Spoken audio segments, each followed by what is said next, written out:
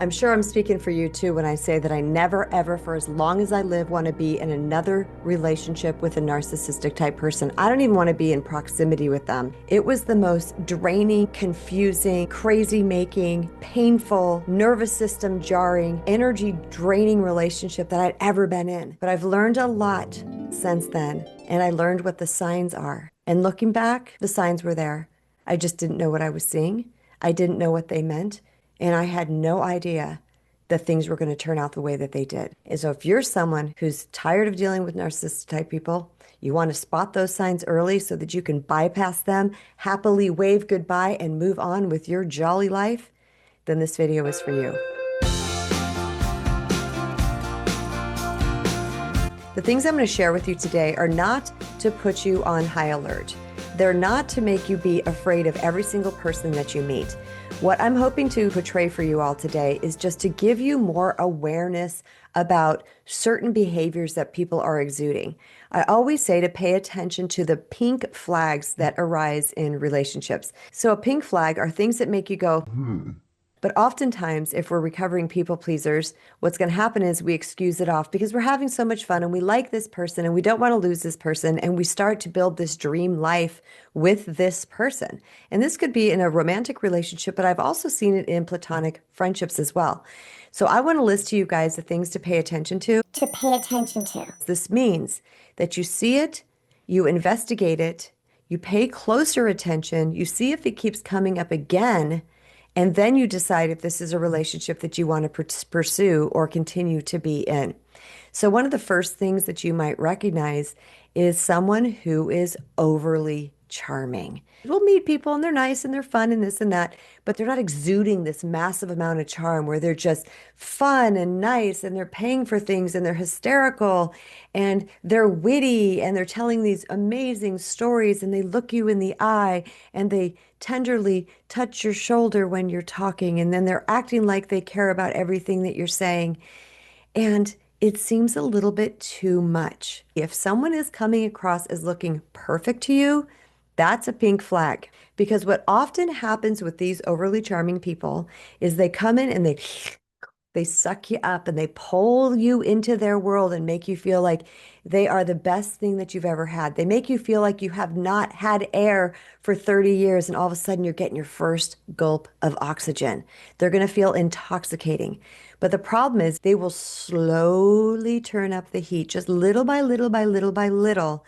And you won't even know what's happening. And they'll start to decrease that charm.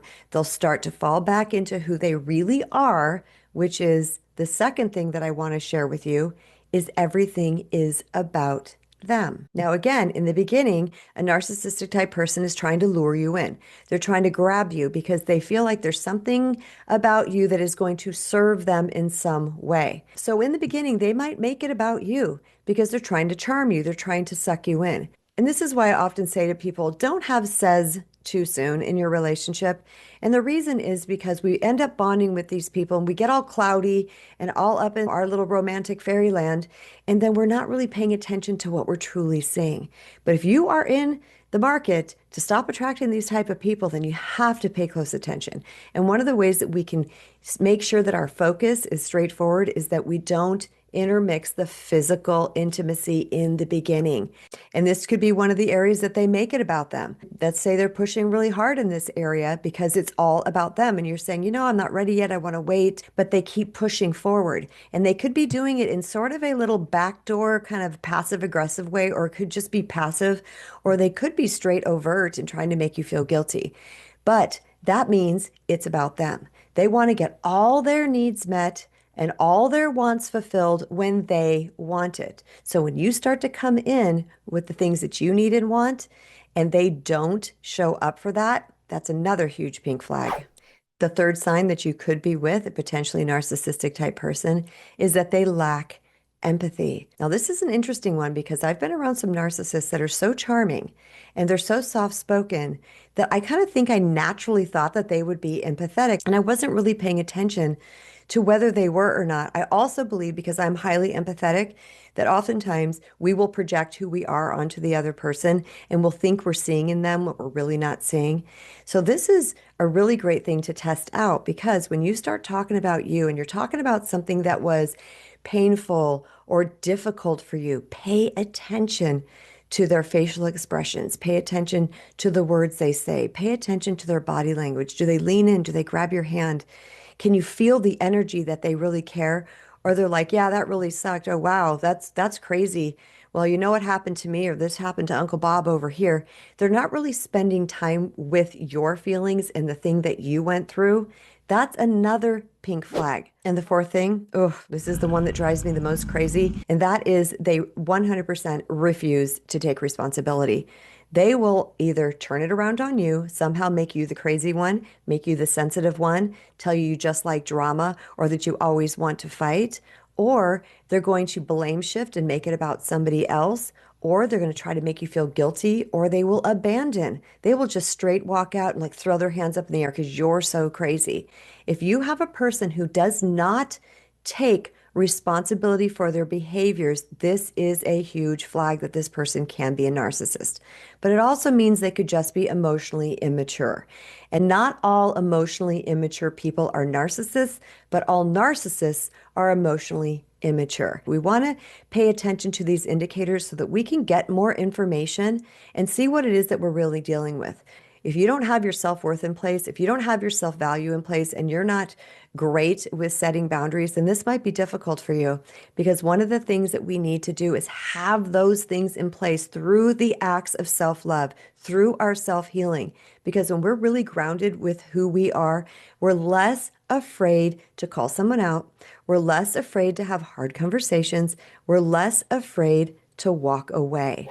Another thing that they can do is they can blow up at you anytime they are challenged. They go straight to hostility or to anger anytime that they are challenged. Now, again, emotionally immature people are like this as well. So if this is the only thing that your person does on this list, chances are they're probably not a narcissist.